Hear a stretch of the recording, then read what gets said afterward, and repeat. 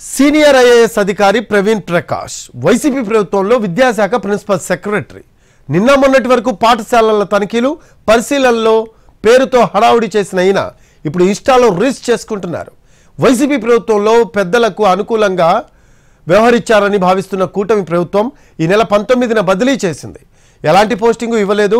దీంతో 7 ఏళ్ల సర్వీస్ ఉన్న స్వచ్ఛంద ఉద్యోగ విరమణకు ప్రవీణ్ అప్లై చేసుకున్నారు. ఇప్పుడు ఈ సీనియర్ ఐఏఎస్ అధికారి కృష్ణానది తీరాన పార్కుల్లో గుడిలో ఇలా పలు చోట్ల వీడియోలు చేస్తున్నారు. హిందీ పాటలకు హావభావాలను ఒలికిస్తున్నారు. అలాగే ఇప్పటి వరకు ఆయన్ని ఓ ఉన్నతాధికారిగా చూసిన వారు ఇప్పుడు ఈ కొత్త అవతారంలో చూసి ఆశ్చర్యపోతున్నారు. ప్రవీణ్ ప్రకాష్ ఖాళీగా ఉండి రీల్స్ చేస్తున్నారా లేక దీని వెనుక ఏమైనా ఉందా అనే సందేహాలు వ్యక్తమవుతున్నాయి.